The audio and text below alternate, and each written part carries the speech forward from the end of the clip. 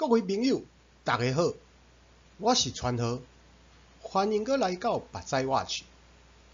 这是一个对台中发声的金融训练节目。衷心仰望咱做伙用母语讨论国际大事。借梗为师，什么叫借梗为师？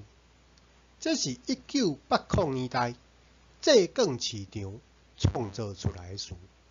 意思是咧讲，政府开钱无站无扎时，借梗的持有者烦恼通货膨胀，食掉伊的未来利息股尾力，最后选择伫市场抛售债券的投资人。讲借券，拢爱先讲一个重要观念：借券买卖计数，含借券的殖利率是反向的数学关系。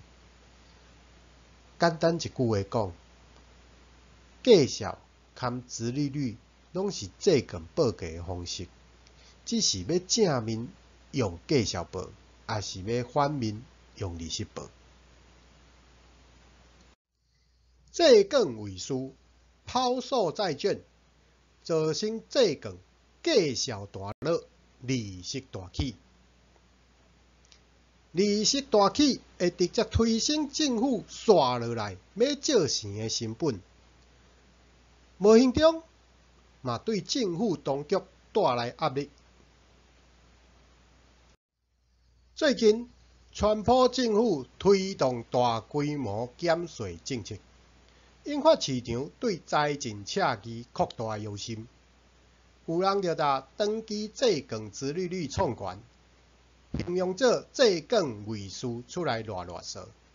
譬如，2025年5月，美国30年期殖利率升到5.1%，接近20年来的高点，反映出市场对政府财政政策的强烈不满。这种市场行为唔但影响美国，嘛拖甲其他国家。譬如，日本的30年期殖利率最近嘛出现创悬的情形，显示出全球投资者对各国财政政策的关心。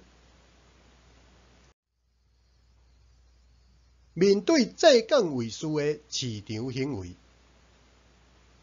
投资者爱买底无买长，意思是咧讲，减少长期借券的持有比例，转向短期借券。因为长期借券受通货膨胀影响较大，物价失控会害伊利息做伙创悬，长期借券的计数会大落甲嘿。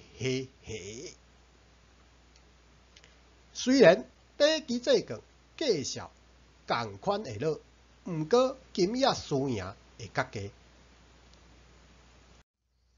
最后，感谢各位的收听，再会。